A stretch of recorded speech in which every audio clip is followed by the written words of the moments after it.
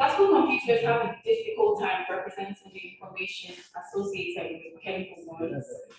And yeah, molecules contain many protons, electrons, and neutrons organized in various configurations and a large number of bits.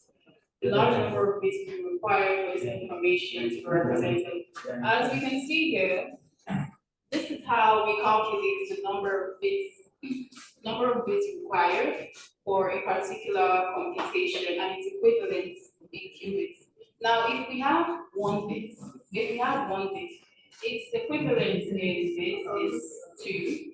If we have 2 bits, its equivalent in bits is, in classical bits, is 4. If we have 3 qubits, its equivalent in classical bits is 8. If we have 4 qubits, its equivalent in classical bits is 16. So we can see how we derive the equivalence there. So we're going to use caffeine. Caffeine is a 24 atom molecule that will need 10 to the power 48 bits to describe all possible arrangements of the molecule. However, a quantum computer could do this with just 160 qubits. 10 to the power of 48 is a dot. It's a dot. And that will be a lot of resources needed for that. And what you can see here, we can realize that we calculate this 2 to the power of 160 is equivalent to 1.46 times 10 to the power of 48. And this is what a caffeine molecule looks like. This is what it looks like. So this is just one particular arrangement. This is just one particular arrangement. So in order to compute all possible arrangements, we need all this. And that is a very, very big limitation for pharmaceutical industries and the medical field, because right now, classical computers cannot simulate the molecular structure of potential medication. But quantum computers have the ability to do that. They could simulate the molecular structure of potential medication and their interaction with the human body, paving way for the production of medications with fewer to non-existent side effects. So that's limitation one for classical computers, and how quantum computers have an advantage over classical computing in chemistry simulation. All right, so we have limitation two, which is logistics problem. Now, mathematical optimization or mathematical programming is selection of the best elements with regard to some criteria from some set of available alternatives. All right, for this particular, there's a particular problem we have in logistics called the traveling salesman problem. And that's where you have, like, let's say you're going to 2 towns. You're going to 2 towns, you have 2 possible routes, right? You either go to town A, then town B, or you go to town B, then town A. If you have 3 towns to visit, you go to town A, B, C, or A, C, D. So that's like a factorial, that's a mathematical concept, sorry, of factorial. But in situations where we have like 50 towns, it's a lot.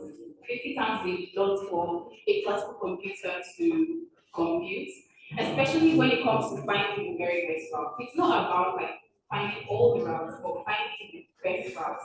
It's a very major problem for them. UPS is a logistics company, sorry, and because they are unable to solve this problem, their way of optimizing this is they take minimal left turns. You know, when you're driving, let's say you have like a cross, it's a cross junction you call it. You have a cross junction, right? It's easier for you to take a right turn than for you to take a left, because you have to pass the incoming traffic from this way, right? And you have to avoid the one coming from this way.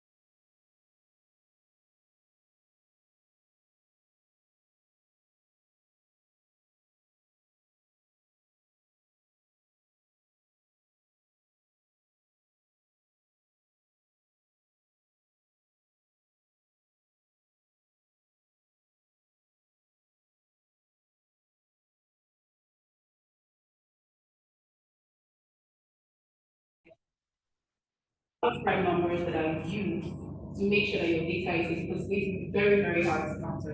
Now, this is where Shaw's algorithm comes in. Shaw's algorithm is a quantum algorithm developed in 1994 by Peter Shor.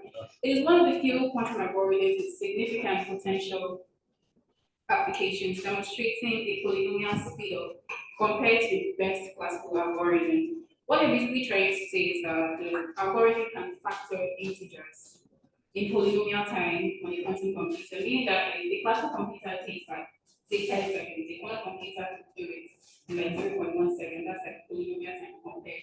You understand? So it makes it significantly faster than classical algorithms like the general number theory, which operates in very, very little time. All right, so now the key features of the Shor's algorithm. We're going to look at how the Shor's algorithm can potentially break classical encryption. And that's the reason why we need to have quantum resistance encryption.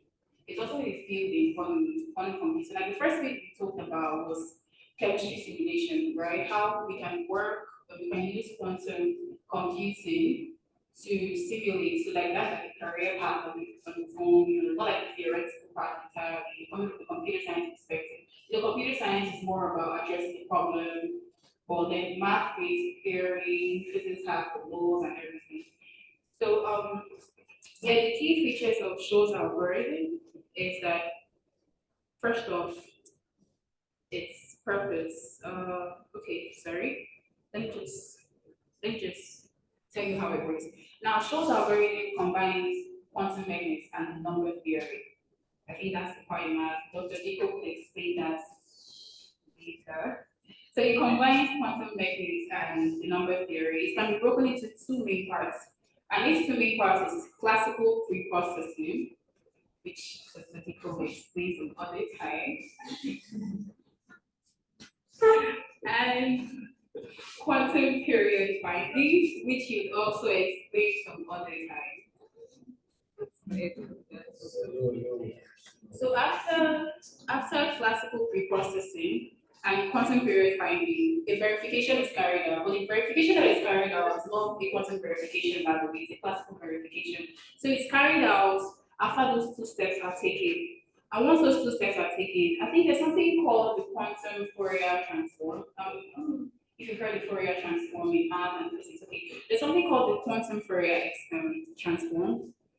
And without it, the exponential speed of Shor's algorithm would not be possible. Okay, so the quantum Fourier transform is the key to extracting the periodicity of modular exponential functions in Shor algorithm. This is the Hadamard case. I think some people are like really familiar with this, right? This is the quantum Fourier transform. You see that's an inverse. So what it does is that if you're to put, let's say you put in white and you get black. So you put in the output here, and then the inverse here, it gives you black, which is decryption. That's how the Shor's algorithm works. What it does is that it gives you the input in its original state. So it transforms the periodic structure of the quantum state, which is the quantum Fourier transform, into a frequency domain representation, allowing the period to be determined efficiently. Now, we have two reasons why Shor's algorithm is important. The first one might not really be like important, but more like a threat. Cryptographic threats. RSA, that's the type of cryptography, and other crypto systems rely on the difficulty of factoring large numbers. Shor's algorithm can factor large numbers using quantum Fourier transform. You can factor that. So Shor's algorithm, when implemented on a sufficiently powerful quantum computer, can break the system. So meaning that military defenses, your bank, did everything, if they use it to a quantum computer that has Shor's algorithm, is to give out every detail, every security detail about you. Now, Shor's algorithm has a quantum advantage because it demonstrates the potential of quantum computers to solve problems that are infeasible for classical computers. Now, the challenge we have in implementing Shaw's algorithm is that the quantum hardware requires a large number of qubits and high fault tolerance. So quantum systems right now have low fault tolerance and they're noisy systems, which is the reason why Microsoft had to create a new state of math. I think we're all aware of that. Plasma, the new state of math that Microsoft goes through. All right, so because they're trying to create quantum hardware that has high fault tolerance, it's less noisy, and then I don't know if you are aware that in order to hold the qubits won't last long. Qubits don't last long. They last, I think, nanoseconds. Yeah, that's because they're still being sorry. Yes. Yes, sir. Because it's still being implemented there. So now, error correction. Another challenge in implementing Shaw's algorithm is that quantum systems are very, very, very prone to error, extremely prone to error currently. And implementing Shaw's algorithm, Shaw's algorithm is a very big thing. Quantum systems currently are very prone to error. So then talk about implementing something big in this. It will require robust error correction techniques, and that's like a lot of time and resources as well. So which is the reason why research is going on from the computer science perspective, from the math perspective, from the physics perspective, see how possible it is to implement this. It's a real possibility, but it's being delayed due to the fact that quantum systems have error currently. All right, so the conclusion for this is that Shaw's algorithm is a quantum algorithm that highlights the power of quantum computation. While its practical implementation is limited by current quantum hardware, it underscores the need for quantum resistant cryptography to secure data in the future. So, yeah. From the math and physics perspective, as well as computer science, we see opportunities to advance the age through computation, the advanced digital age, sorry, through computation. But if you could dive into the computer science perspective, reveals warnings that quantum information field experts and scientists would have to tackle. So it comes to the end of the talk. Yeah. If you have any questions,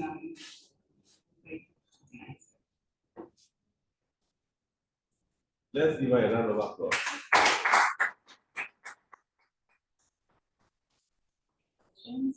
So, questions online, who have questions, you can ask.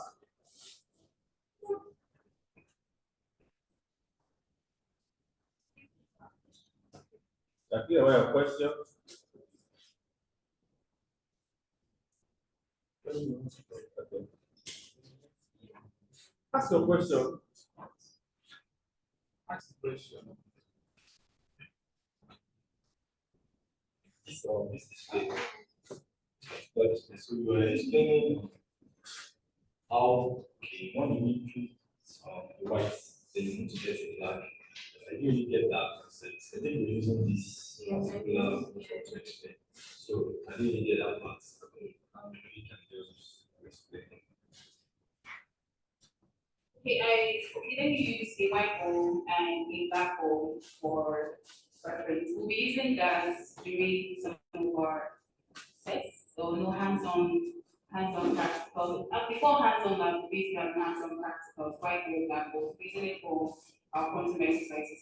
So let's say you input, let's say you're using a classic computer like a laptop. So let's say you input a white hole into your system, and then the encrypted data, like the encryption is just a black hole. Yes, I don't know if the black hole was probably a red hole, a purple hole, a blue hole, a white hole, you don't know. Yes, because you don't know the source, you don't know the factor. That's how cryptography works. They multiply factors to give the key. And that key is what encrypts the data.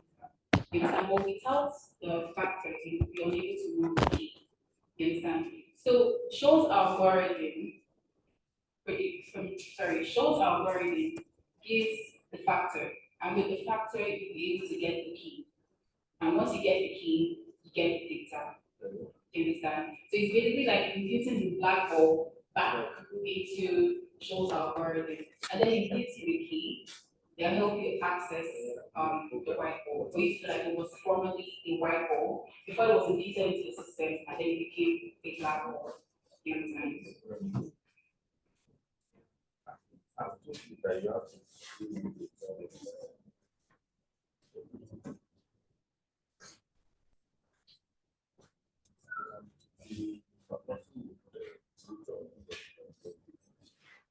So it shows our is right, but when you compute, we say that during the problem is also like how and by the answer to that is yes. And that's the reason why we need quantum, that's the reason why we need quantum resistance cryptography. Now, there was also what's it called here, or whatever it's called, in the blockchain industry, that quantum computing could decrease blockchain to this particular point. So they have to start working on ways to have its quantum resistance, have it cryptography become quantum resistant. Meaning that I said it earlier that even though we see potential advantages, there are still some disadvantages. Then, but when you weigh the pros and the cons, that's see that oh, the cons are just this. It's like you have to just tackle this. Maybe people have to like we can put it this way. They have to be field experts that focus on quantum resistant cryptography.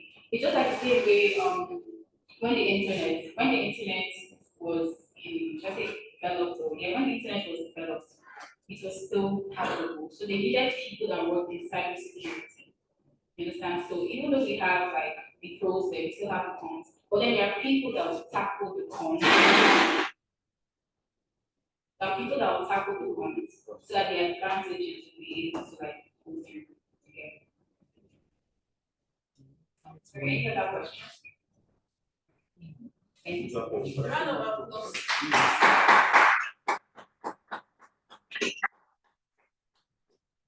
Right. We'll take a 5 minutes break and go into our second.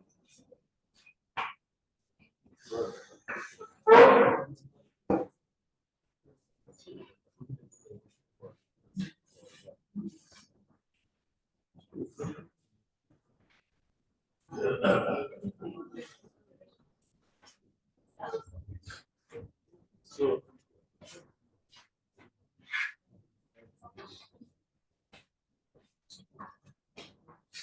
that's a very beautiful one. You did very well. Very well.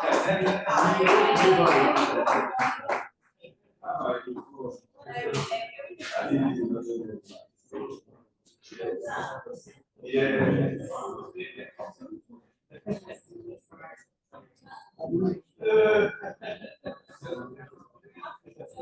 That's a challenge for you, very. This more information because this project is called quantum algorithms. You have to look at the short algorithm, use algorithm, use algorithm, compare and contrast. Give all the facts about it. That's all you know. No, it doesn't matter. You have to see everything. I'm here. I have an assistant. We all learn how to learn from art. The came from chemistry perspective. I mean, she has also taught me something new. That's a beautiful one.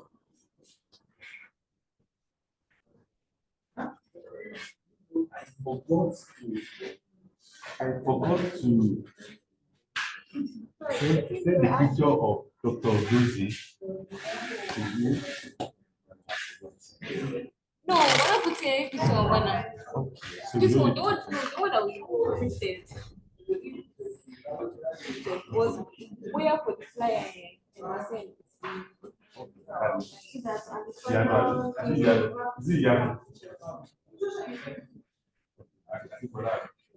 So you're asking for the name of my yes. We are still online. Oh. Yes. See, there are more people online today.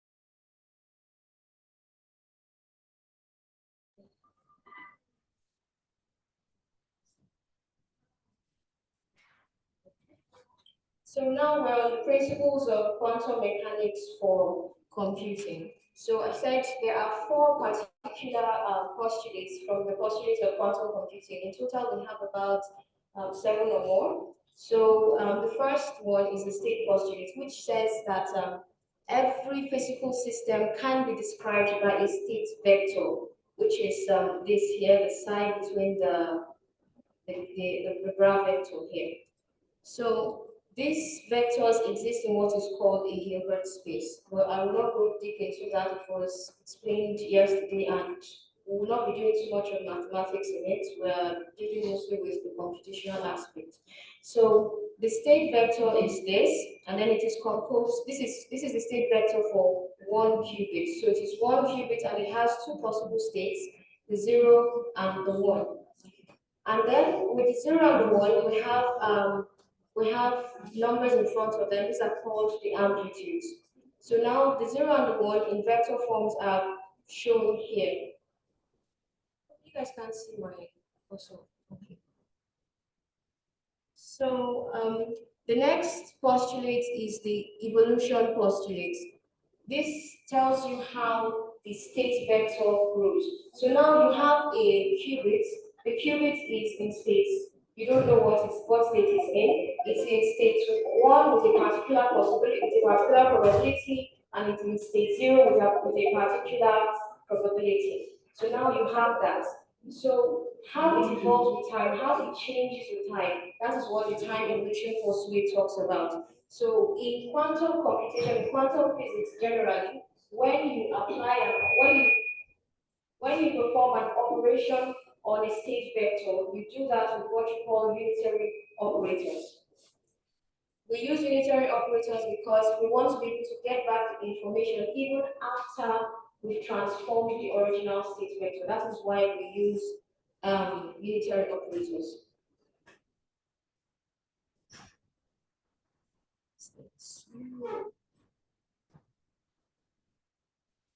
The fourth postulate is the measurement postulate, where we talk about measuring and observing. So it doesn't make any sense if you have a vector, but the information you need in it you cannot retrieve because you cannot measure. Now, because of the peculiarities of quantum systems, we do not just measure by looking at it. There are certain rules that guide it. One of them is the Bohr's rule. It says that the amplitude, which I mentioned earlier from the state vectors, those are the probabilities. When you square the amplitude, that's the probability for the particular state it represents.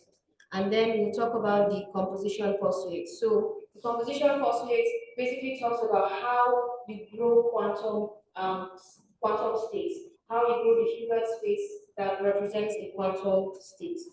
Okay, so let's go to superposition and the qubit motivation. So experiments, when quantum physics started, the experiments showed us that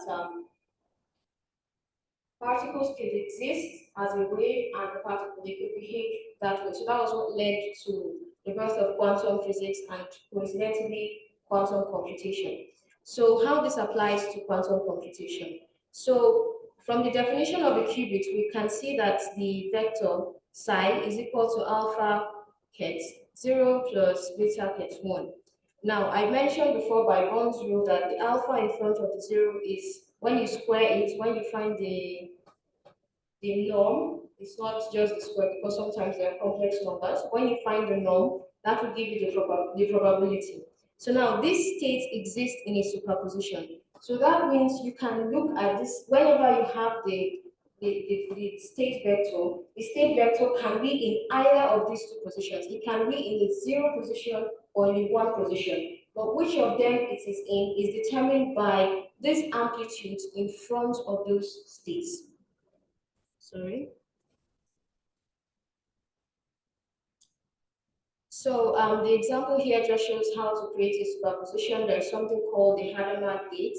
And then when you apply it to a state 0, you can put it in superposition into a state 0 and a plus 1 with equal probability. So when it's like, the Hadamard gate is like, it's equivalent to flipping a classical coin. So you flip it, it's either heads or tail with probability of 1/2 and 1/2. So before we move on, there are key distinctions we need to make. The classical bits can only occupy one state at a time. It cannot be 1 and 0 at the same time. It's either you have 0 or you have 1. But with the classical qubit, with the qubit, you can have both states as a superposition. So we'll go to measurement and Bond's rule. So we come back to this equation again, and then by Bond's rule, we have that the probability for the state 0 is norm of alpha. So I'll quickly go down to the example here. So this is state psi is represented by the equation here, get 0 plus get 1 divided by the square root of 2. So if we find the probability of 0, that means we just square 1 over root 2. If we square it, that will give us 1 over 2. So the probability for the state after measurement to fall in the 0 position is 1 over 2, and it's the same for 1. So one important thing and how this applies is to quantum computation is the fact that while we have these amplitudes, we have what we call gates. So we have the Hadamard gate, we have the X gate, we have the Z0 gate. So when you have something you are looking for, you would want to increase the probability of your search landing on that particular state. So you would apply these gates on your state continuously, because if you have an idea of what the state looks like, you know what you have, and you know the possible number of the possible states it can be in, you know that when you apply this particular gate to the state, this should happen to this particular state. So if you're looking for a particular one, you apply a particular sequence of quantum gates to it to increase the probability of landing on exactly what you were looking for. And then we go to evolution of quantum states. So this is what I mentioned when we use unitary matrices, we use unitary vectors, because sometimes we apply an operation to a state, but we want our original state back, we want our information back. So we have to apply the U dagger, so that is the conjugate transpose of the original matrix to take us back. Sorry. So these are the reasons why we use the unitary matrices. So this is an example down here of how it's applied. So when we apply the Hadamard gate to a state 0, it gives us a superposition, and then when we apply the Hadamard gate again to the superposition, it gives us back our original case 0. And then we go to interference. So in classical computing, the probabilities come from, you can add probabilities basically. You cannot subtract, you do not have anything like a negative probability. So let's say you have a coin and then you flip it once. The probability of getting a head is 1 over 2. The probability of getting a tail is 1 over 2. Now if we make that coin flip twice, the probability of getting a head increases. It's no longer 1 over 2. That's the probability of getting a head throughout, not a combination. Just if you flip it, you can add the probability to certain multiplications. But in quantum computing, you can have negative amplitudes.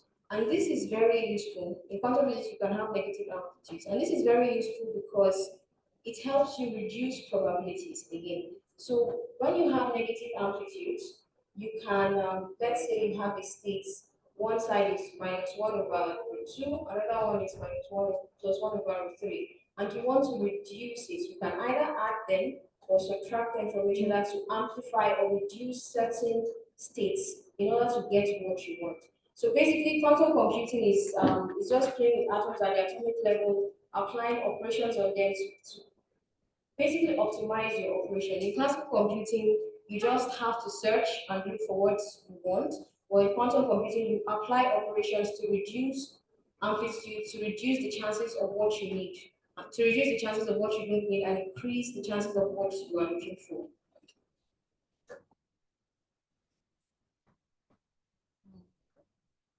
So go to the multi-qubit system.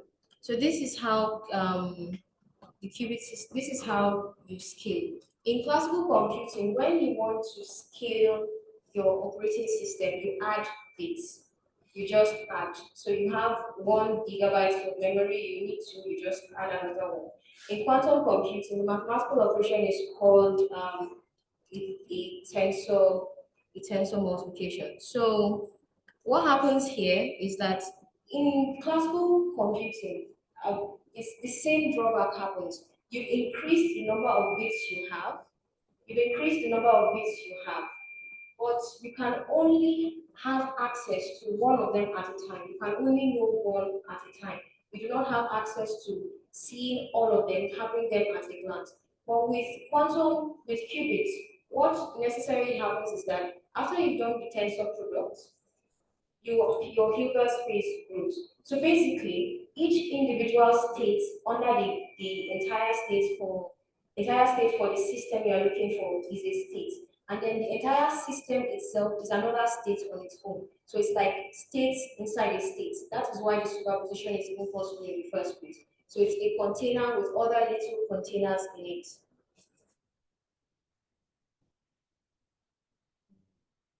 Okay, and then we're on to another quantum physics concept, which is entanglement. This particular one is very important for quantum computing, especially for things like algorithms, teleportation, speed ups, and error correction.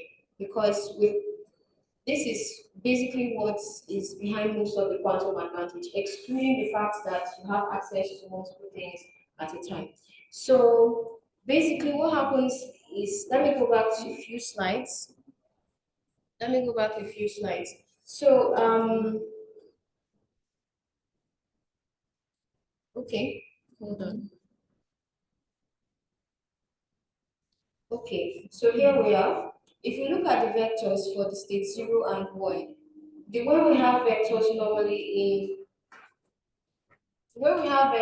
in mathematics, where you can add and subtract them, is the same way we add and subtract state vectors in quantum physics. So we have them like this. If I were to add the state 0 to state 1, which is also the same thing as the superposition, I will get 1 and 1, 1 from the top to bottom in the column vector. So when two states are entangled, you cannot. Okay, when you add two states like that, you can eventually write the product as a sum of two different vectors. When you have an entanglement, you cannot break that down. I think I have an example here. Okay, so we have a state vector in tensor multiplication with a plus state in tensor multiplication with a state 0, and then we get this.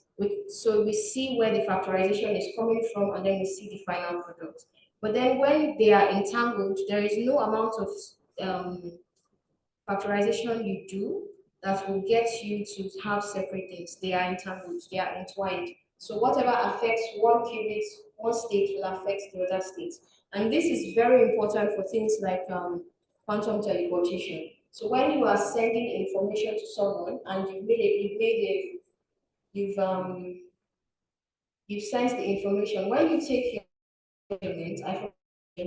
your measurement, all other states collapse and it is just one state you have access to. So it is very important to note that while quantum computation gives you access to several states at once, you can only ever access one at a time. You cannot have access to all. So once you take a measurement, whatever measurement you've taken, that is the only one you have access to. So the beauty of entanglement is when you have a two-state entanglement system, you already know what your state should look like. My state is the probability of having a heads 1/5 and the probability of having tails 4/5. So if I take my measurement and I land on a head, I know automatically that what I've sent to my friend is a tail. So that's how it works. That is the beauty of entanglement. So thank you. Do I have any questions?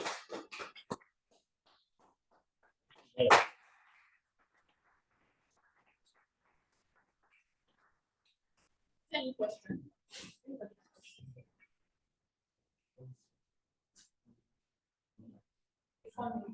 Just a simple comment. Okay, while we're mentioning Hilbert space, we discussed this while we were doing our project as well. And the people I think when we started to adhere to the, so if I understand very well, when we're talking about hyperspace, the way I look at it, quantum system, we represent it as states, and all those states they are vectors. And when we are, when we understand hyperspace is understood when is understood this way. When we have V, when we have V as a vector, then inner products that satisfies some actions. So when we're talking about hyperspace, we are talking about completeness of that inner product.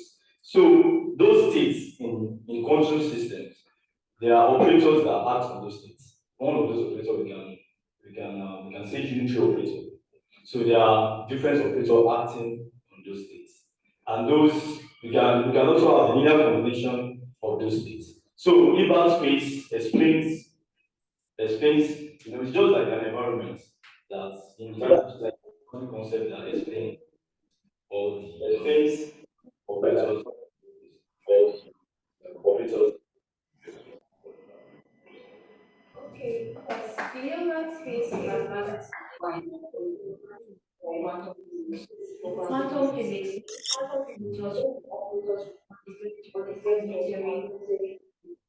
Yes, yes. Because quantum physics, when you say information, you perform the operation of measure information back. But quantum application is that once you perform an operation on your vector, on your state, if you apply that operator, which is the beauty of unitary operators, once you apply it again, once you apply once you apply it again, you can get your original state back. So yes, the other qualities of the Hilbert space exist. They are very valid and they are useful for other things, but just not in quantum computation. You want me to answer your questions? Ask your question first, then ask your question. So my question is based on your last statement. Okay. The encampment. You said if you send a deal to your friend, something like that, you don't really get spread. You want to understand the concept entanglement. Okay. So to fully explain quantum entanglement, you need a board because it's heavily mathematical. I'll try to explain the words.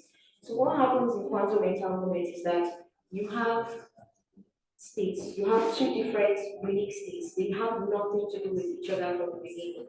And then you perform an operation on them. You keep saying operation. The operation can be gates. The operation usually gates. The Hadamard gate, the NOT operation, the control NOT. But you perform an operation on them, and then now they are intertwined. So you cannot they are intertwined in a way that once you perform an operation on only one of the states, it automatically affects the other one. So when I said, the example I gave was in the instance of quantum teleportation. So what happens is that in quantum teleportation, after you've performed all the operations you have, the person who is sending the information performs a measurement. Now there are two qubits in question. There are two states. So once the person makes a measurement on his state after some transformation, he knows what he has.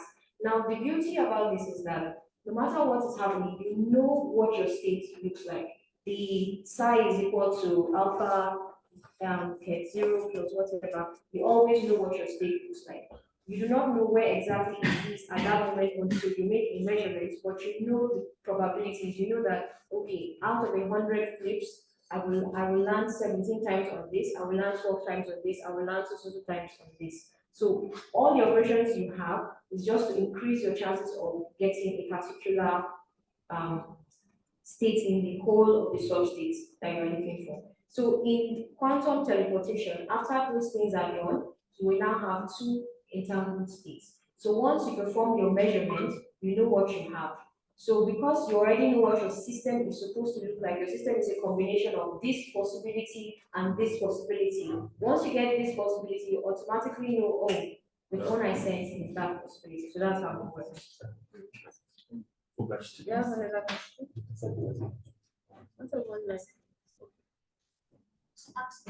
Are there any questions online?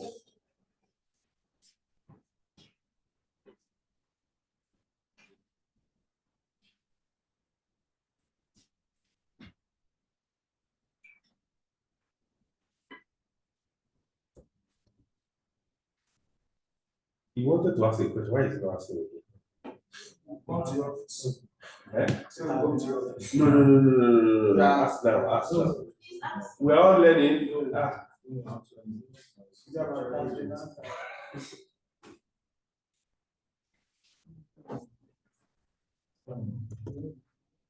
Okay, well, I don't know if there are no questions, but I think he has done very, very well.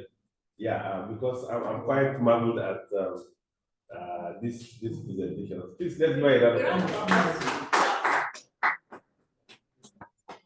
Yes. All right, so I would invite Dr. People to make some comments. Okay, so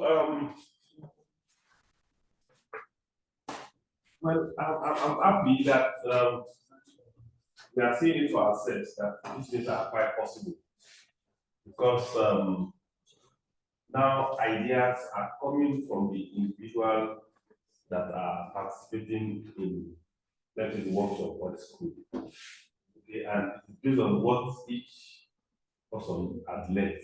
Okay, the other aspect that I want you to build into what we are doing now is the confidence. Don't feel you cannot do it. Okay. Because if you put limitations to whatever you have to do, then that is when you can overcome it. That's the beauty of what is happening now. You know, we are looking at the time when the students will plan and execute this program themselves. Imagine, like I was telling somebody, okay, maybe I want to go to somewhere next year, and this school or the Qiskit first for next year has to hold. Now you already have a system running, and the system will run without a particular individual. So the first thing is to build our capacity, our individual intellect, to be able to have the ability to discharge or study and come and discharge on your own. Then also to further the impact on others. So this is one of the things. But in any case, what we have today was ordinarily to showcase some aspects that we are not very familiar with, but individuals also have their ideas. I bet it could have been a very good choice for me, but if I told you to prepare a slide, I don't know. It would have been somebody that would have done some of this, all these things that they have said there, you now see the calculations and the workings, like we have learned it over time. Say his name. Yeah, because I mean, he had a lot of interaction and he's able to also give interpretations as much as possible. But please, one thing is key. That thing is that you allow the fire to keep burning. You see, we who are presently doing researches in whatever field you are, one of the goals of every research is to have a breakthrough. One of the goals is to have a breakthrough. Because if you have a breakthrough, even if you are thinking of money, the money will come by itself. Because there will be a lot of emotions. Look at, there are some names you keep mentioning now. You want to do all this, there are some names you cannot mention. Most of them were done by intuition. We call them heuristics. They know that these things can be deduced this way by matter of what they have known about those actions. But now there are more tools to do researches, to showcase and prove that these things are true. But why is it that the whole world, there are industries, there are personnel that are coming together and look at the first talk, she was trying to make us see the beauty. I mean, the advantages and the disadvantages. And we are saying that up till now, we have not gotten a quantum computer that satisfies everything. That's the reason why they keep investing in this field. And because of that, as young people, one of the places you can invest your time in this. Because if there is funding for a particular kind of research, it is one of the best ways to go. You go and showcase. So this is to encourage you not to relent. Do not look at the situation we are here in Nigeria or in UI, or generally in this locality. Because in Nigeria, we are generally poor about funding of research.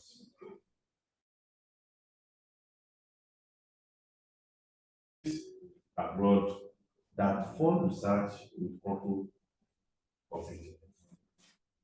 And one of the things they do is they give students opportunity for internship. And those such internship, you want to be a student of a particular institution. So you can be outside the institution and want such internship. You are told that you are already. But the internship can make you build a relationship that eventually can lead to something tangible. I guess people can give more information about this. Okay, so these are some of the things that are there. You're not just doing this for doing sake. You are doing it to have something that can make you progressify. So do not think that maybe you are just camping yourself. You are what to use of what you are doing. It's because you are here, you are not seeing the possible researches that are being done. There are some students, for example, the second speaker, what prompted what she came here to discuss was because I found out in our discussion that as she's training some students abroad, teaching them quantum physics. And imagine what is the class and level of these students. They are grade 6 students, like primary 6 students. So if she has to teach primary 6 students these things that she has taught you, I was wondering when she was talking that this is what she is actually teaching them. I wanted to ask her why she wants us to be embarrassed. This is what you want to teach them. How will you understand?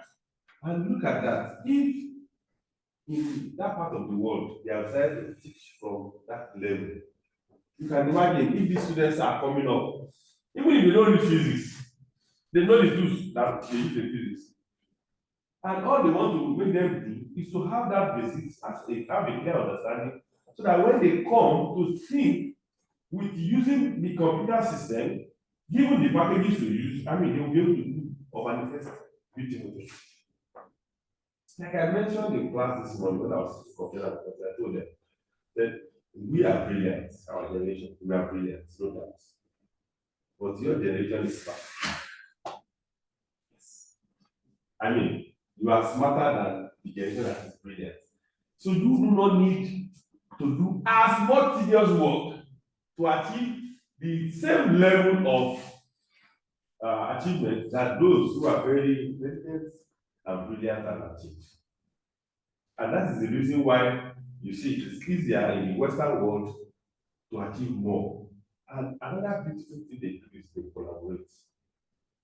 If you leave an African man, a black man, and a white man, I can assure you, if they compete, the black one will beat the white one. I can assure you. So, more of the work we do in this part of the world, we are always isolated. That is the way we are being trained. Or if you put them together, put the white men together, put the black men together, the white men will beat the black men clearly. Two things. One, the black man is naturally selfish. He wants to be the one that will take the goal. Watch the game of football. See what happens. Game of football, you already have a point man. You know if you are using Messi, you are using Messi, you are using Ronaldo, you are using Ronaldo. And see the contact that comes. They work together as a network. They wouldn't mind, okay, you get the goal. Take the prize, but at least we all achieve what we want. That is the kind of beauty of what we are doing here now. We are all learning from ourselves. Okay?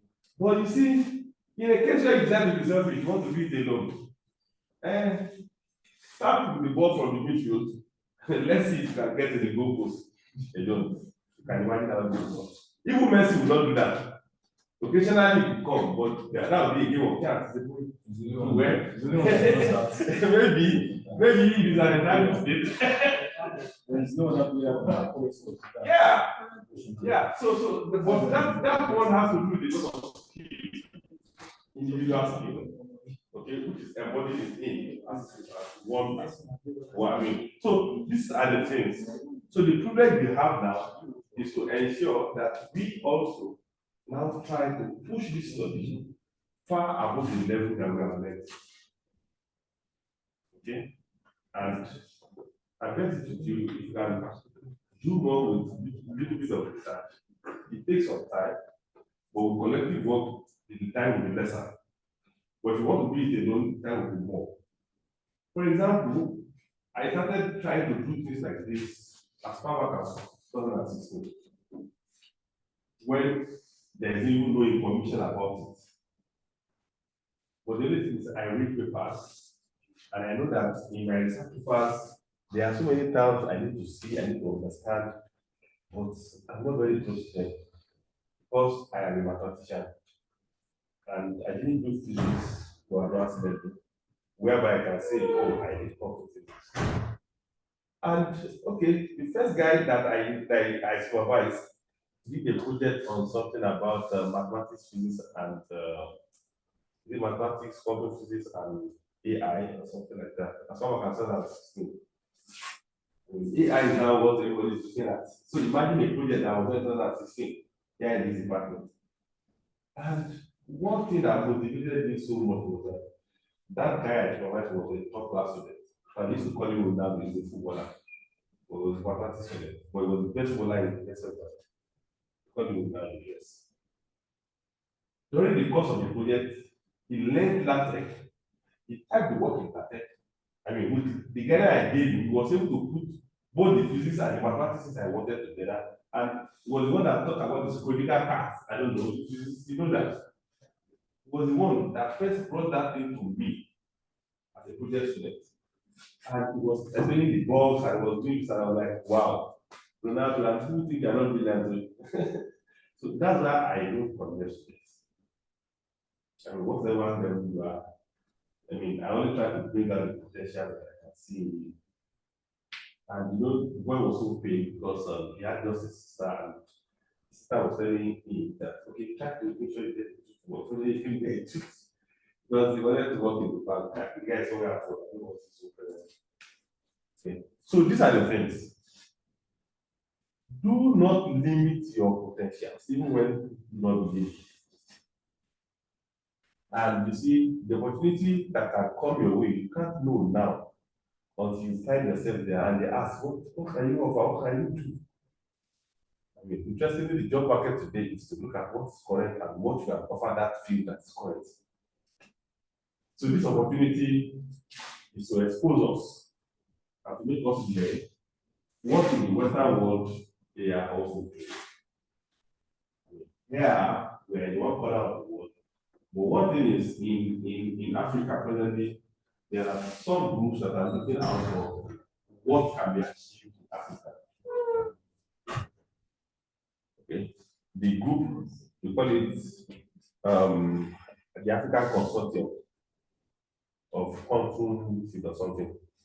I've not been very in-depth with them, but we have few Nigerians that some of us are in a group where we also share some of the things that come from there. Okay. I was invited for a program. I think 3 of us were right, and none of us was able to attend in South Africa. Maybe if one of us was able to attend, we would have been able to make an impact and make them feel that here in UI, we have students that are also ready to go into this field, and then they can offer us such opportunities for internship and scholarship.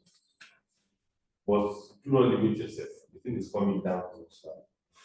And you know, Nigerians, you are very good at. We are rugged. Whenever we find ourselves in a situation, something we keep as it is. So 2 months ago, there was a guy that came from Union in physics. He spoke on something about one of the industries that is sponsoring him. I mean, I think he wrote some proposals and they accepted. So So you wanted to come back to Africa to look at what universities can benefit.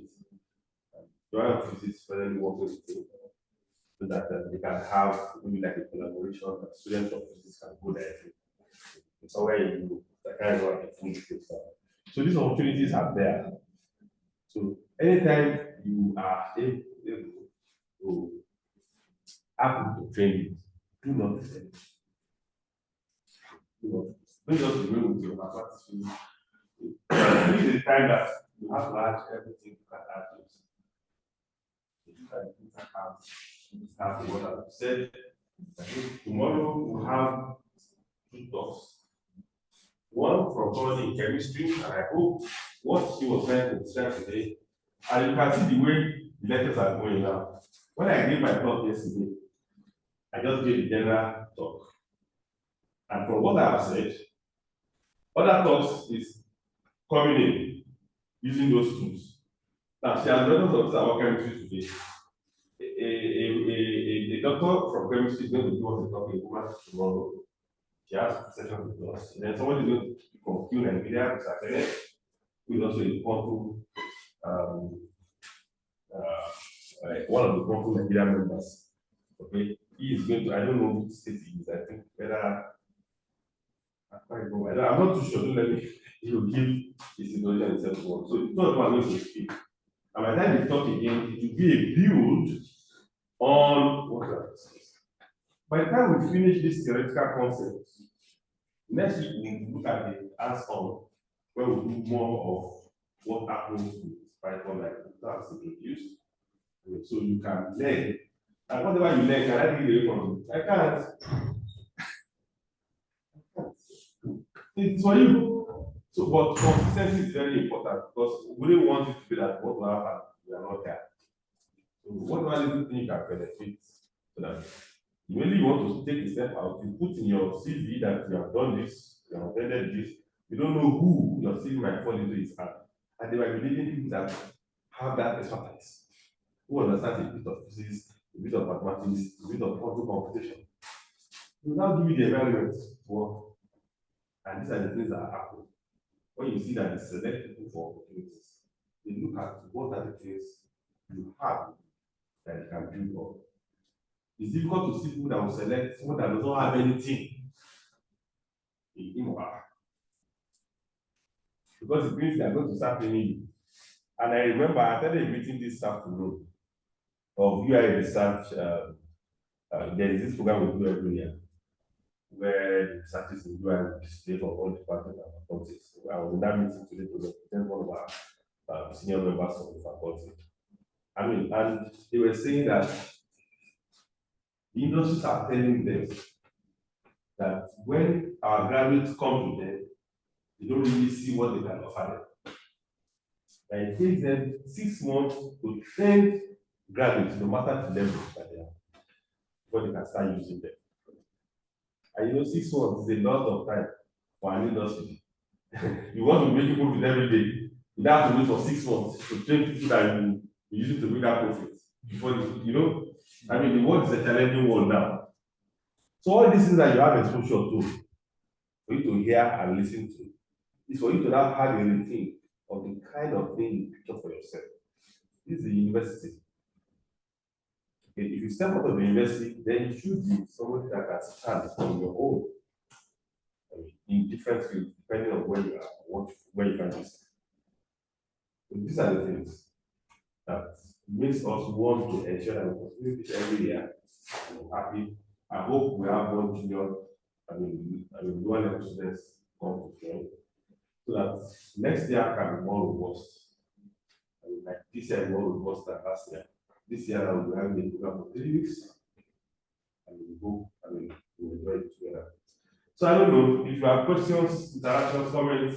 Everybody is free to talk. Don't leave it to me. Yes, there are. I want to talk. Please talk. I'm sure not very many people know your department. You tell us. Hello, everyone. My Yeah. name is Kira. I am an architecture student. So all of this it's like very strange. I'm seeing things I saw in PS3, district, a lot of the substance and substance. So I think even though I tried to understand a lot of it last year, I have forgotten most everything. So it wasn't until Chisom like explained that was very, very explanatory for like I totally understood. But then we got to entanglement and everything was Yeah, everything became a tangle. so I'm just seeing a lot of zeros and ones and x's and so the zeros and one x's, these are symbols in architecture. They don't look like this. So it's taking a bit of time. Let me ask you a question. Do you use computers in architect? Yes, please. Yeah, now you have so many softwares that you use. Before there used to be draftsmen, you have to sit down and draft, and draw and do all those things. But now with your computer system, you can do any diagram on it. Is that not it? A structure that can be 1,000 stories, you can draw it with the computer. Yes. What makes it possible? No. Because all this information will be transformed to zeros and ones. That's what you start computer uses. No matter how your diagram looks, everything goes back to zeros and ones. You can find a way that at the end of the day, our computer can do your work easier and faster for you. That's what we're saying. I understand the concept, but in practical, I'm saying alpha, beta, gamma, okay. That one doesn't make sense.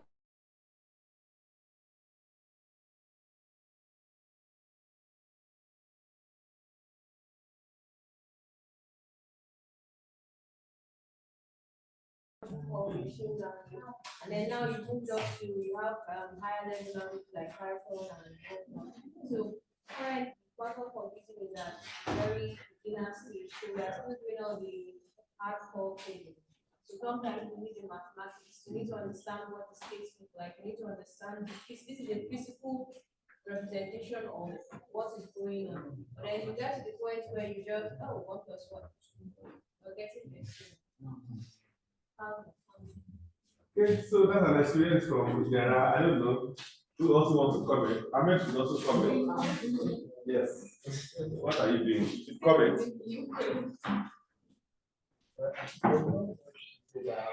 Currently, right now, I'm more concerned about the computational part. This is about the the serious viewing of all these theoretical parts.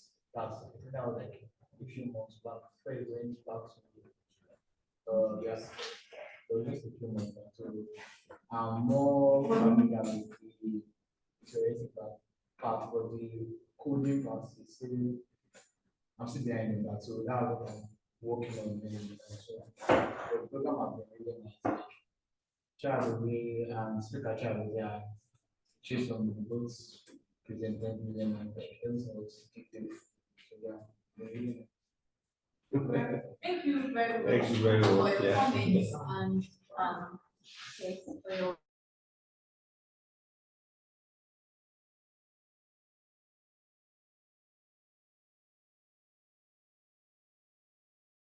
Give my mic also. You guys talk, yes. Let's hear your voice. but before we have the comments, then we can know how to make results. So for me, I will always say that I'm interested about quantum computing because I see it as a future of computing. So everybody is going to eventually go there. And quantum computing still at the background, at the foundation.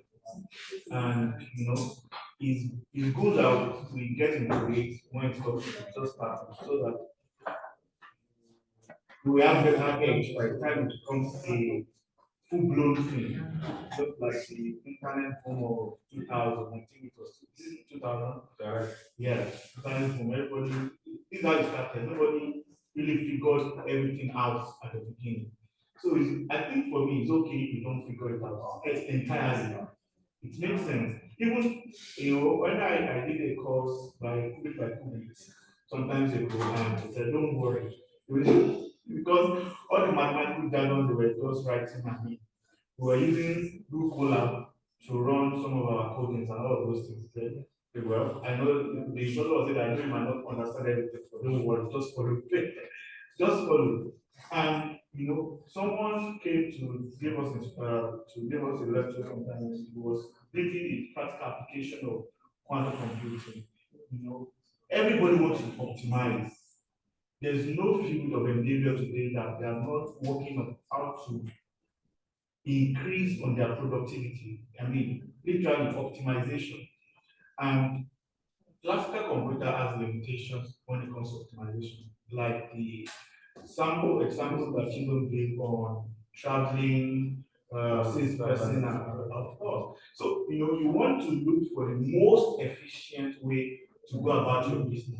You need a more powerful computer to do that, and that's where quantum computer comes in. For me, I want to be an energy expert. I want to apply the power of nuclear technology in energy production. Okay, and when it comes to that, we deals with a lot of simulations. We deals with ions, atomic energy, and ions. So a lot of intricacies are in there, and they are further using classical computers to do their operation. But I know that in the nearest future to come, there will be need for more advanced technology like quantum computing to have more. A lot of people are afraid of nuclear. A lot of people are afraid of nuclear. Nuclear technologies are working tirelessly to see that its use is very, very safe. Now, come to think of it, if we have quantum computing on board, it's going to break down how we can perfectly safeguard the use of nuclear technology. Okay, nuclear is used in different aspects of industry. So I'm just enthusiastic about quantum computing, and I've been sitting around, even though I'm not doing much research on it, because I was around even for the conference, so I do not have any ongoing work on it. My own work is on another aspect, but I'm just interested in learning. So I hope to further it. Thank you very much. Yeah, that's great. Thank you very much.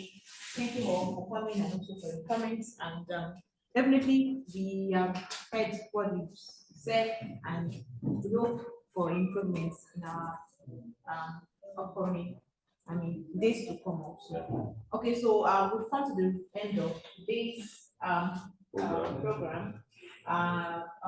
Tomorrow we'll be having 2 sessions also in the evening, 4 to 6. Like Dr. Who informed us, we have 2 speakers speaking, Dr. Nena and Mr. Kenneth. So I know that it promises to be such good time too. And yes, they are much more experienced, and I believe that they will give us much more information. So I would also encourage us all to, because for me, I think it's actually about the consistency with it. That's actually how we can get better with it. So that's we are also, I would also encourage that we are also here tomorrow, because there's consistency with it also matters. So that we are consistent with it to the end that we get what we are here for, for the period. So tomorrow we'll continue. For now, round of applause for yourself, for all of us. So we're going to have take our pictures just like yesterday for day 2. The banner outside, and then that's all. Thank you very much. Who should come early, please? Because the speakers are not here, they are not part of us. They are actually coming from outside. It's very important that we come early. Yes. All right. Thank you. Yes, it's very important that we come in. So those online will also be online. Yeah, thank you. So we are going for our pictures.